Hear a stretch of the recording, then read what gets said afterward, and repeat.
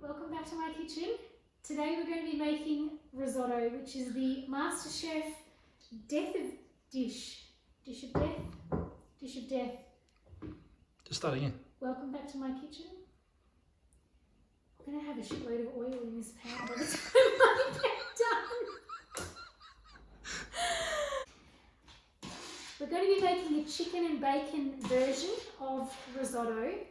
So we're going to take 1 diced chicken breast and 2 rashers of chopped up bacon. We're going to cook that over a low heat first. So over to the heat for the chicken and bacon, and we're going to fry it up.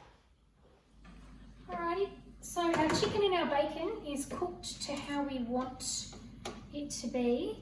So we're just going to take it over and pop it on a plate, and then we can put the rice in. Now we've got the chicken and the bacon out of the pan, we're just going to take some butter. I reckon there's about 100 grams of butter in there. We need onion, so 1 diced onion, and some garlic as well. I don't know, maybe 2 cloves or 10, whatever you prefer in the garlic capacity. So that is going to go onto the heat until it's just soft, not cremated, just soft. So back over to the heat we go. While we've got this cooking, I put some chicken stock in a pan to heat up. Our onion and our garlic are golden brown, so now we're going to add 1.5 cups of Arborio rice into the pan. We're going to cook it for a couple of minutes, maybe 2 or 3 minutes, just so that the rice is starting to cook and apparently the grains open up. I don't know, that's just what I've read. I'm not really a rice expert. So what we're going to do is bang in some white wine and just cook that off. For a start, it'll absorb pretty quickly, and the whole idea of risotto is to add liquid gradually until it's absorbed, bit by bit. A bit more wine. Our wine is nearly all absorbed into that rice, and it's looking a lot less runny and a bit more sticky-ish. So we're nearly ready to add our first ladle of chicken stock. I think with risotto too, the more you stir it, the creamier it tends to get. I don't know the science behind that. I don't know if it's a true fact, but that's just what I found. Maybe how much?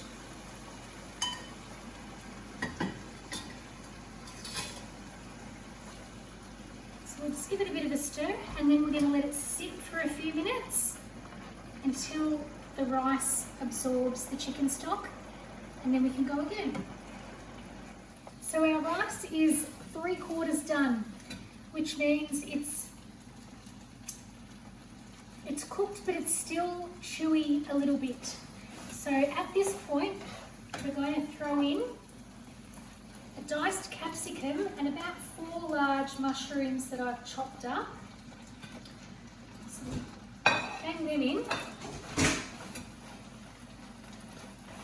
Bang them in with the last of the chicken stock.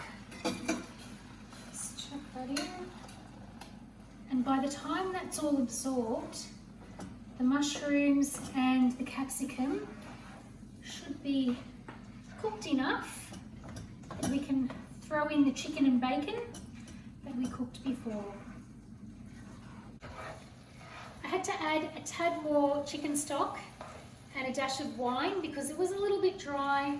The rice wasn't sort of cooking as much as I wanted it to, but it's pretty much done now.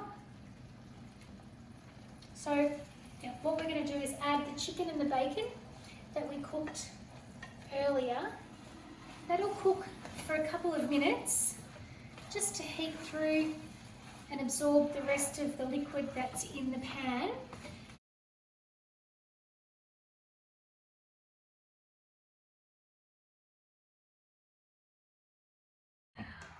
Alrighty, so we've got a cup of grated parmesan that's going in, and we've got some chives and parsley.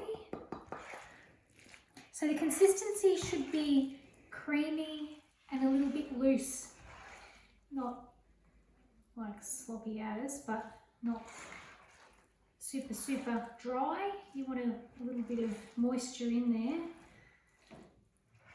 There we go, that's pretty cool. Excuse the fingers. There we go. A bit of black pepper. How good is that? So that is our chicken, bacon and mushroom risotto.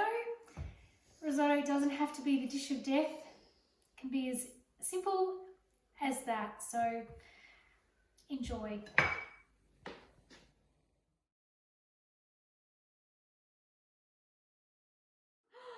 Do you want to taste some risotto?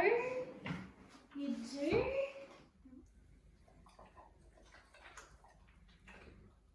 See? Everybody likes it. Oh, you're a good girl. Welcome back to my kitchen. And today we're going to have a go at making... This is really bad. It doesn't work for me. Alright, so now we've got the bacon and the chicken out of the pan. We're going to pop in 1.5 cups of Arborio rice, and that wasn't right.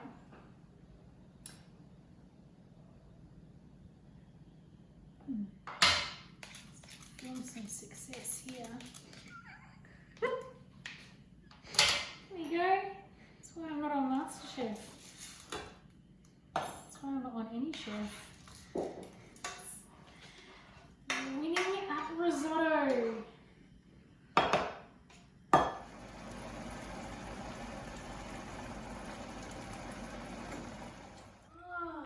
yeah.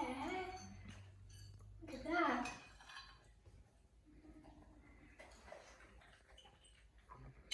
Did you ever brew